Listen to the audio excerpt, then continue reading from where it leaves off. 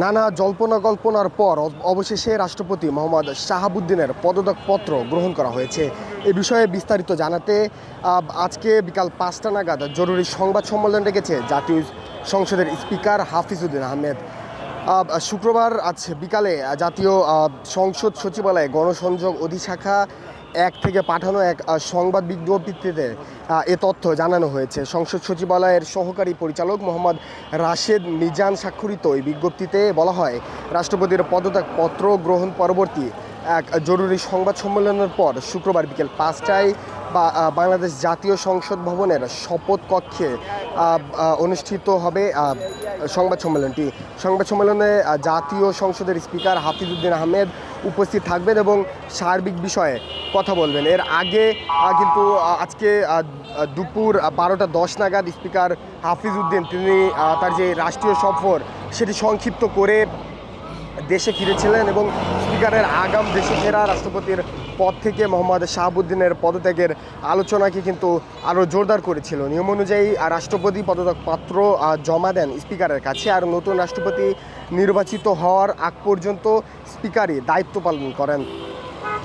বঙ্গভবনের উচ্চ পর্যায়ের একটি গণমাধ্যমকে কিন্তু জানানো হয়েছিল, রাষ্ট্রপতি দায়িত্ব ছাড়ার সিদ্ধান্ত সত্য, তবে কখন নাগাদ তিনি পদত্যাগ করবেন সেটি নিয়ে ছিল ধোঁয়াশা।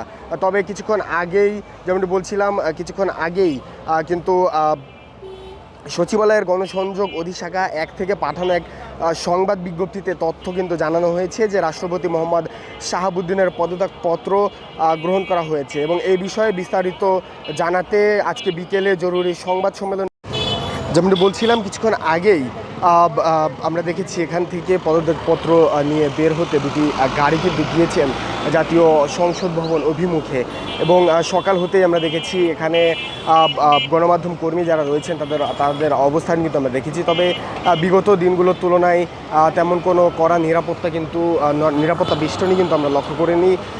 তবে আইনশৃঙ্খলা বাহিনীর সদস্যদের যে অস্থায়ী ব্যারিকেড সেটি কিন্তু বঙ্গভবনের সামনে সকাল থেকেই লক্ষ্য করা গিয়েছে। যেমনটি বলছিলাম, স্পিকার মেজর হাফিজউদ্দিন তিনি কিন্তু তার যেই সফর ব্যাংককের সেটি সংক্ষিপ্ত করে আজকে দুপুর 12টা 10 নাগাদ জাতীয় বিমানবন্দরে অবতরণ করেন এবং নিয়ম অনুযায়ী রাষ্ট্রপতির যে পদত্যাগপত্র সেটি কিন্তু স্পিকারের কাছেই জমা দেওয়ার কথা এবং পরবর্তী নির্বাচন না হওয়া পর্যন্ত ভারপ্রাপ্ত রাষ্ট্রপতির দায়িত্ব কিন্তু পালন করবেন স্পিকার মেজর হাফিজউদ্দিন। যেমন বলছিলাম, এই বিষয়ে যে আনুষ্ঠানিক বক্তব্য সেটি রাখতে বিকাল 5টা নাগাদ কিন্তু সংবাদ সম্মেলনের ডাক দেওয়া হয়েছে এবং সেটি কিন্তু জাতীয় সংসদ ভবনের যে শপথ কক্ষ সেখানে অনুষ্ঠিত হতে চলেছে। একটু বলে রাখতে চাই, রাষ্ট্রপতি মোহাম্মদ শাহাবুদ্দিনের পদত্যাগপত্র গ্রহণ করা হয়েছে। এই বিষয়ে বিস্তারিত জানাতে আজকে বিকেলে জরুরি সংবাদ সম্মেলন রেখেছে জাতীয় সংসদের স্পিকার হাফিজউদ্দিন আহমেদ। আজ শুক্রবার জাতীয় সংসদে সচিবালয়ের গণসংযোগ অধিশাখা 1 থেকে পাঠানো এক সংবাদ বিজ্ঞপ্তিতে তথ্য জানানো হয়েছে। সংসদ সচিবালয়ের সহকারী পরিচালক মোহাম্মদ রাশেদ মিজান স্বাক্ষরিত এই বিজ্ঞপ্তিতে বলা হয় রাষ্ট্রপতির পদত্যাগপত্র গ্রহণ পরবর্তী এক জরুরি সংবাদ সম্মেলন শুক্রবার বিকেল 5টায় জাতীয় সংসদের শপথ কক্ষে অনুষ্ঠিত হবে। সংবাদ সম্মেলনে জাতীয় সংসদের স্পিকার হাফিজউদ্দিন আহমেদ উপস্থিত থাকবেন এবং তার সার্বিক বিষয় নিয়ে কথা বলবেন।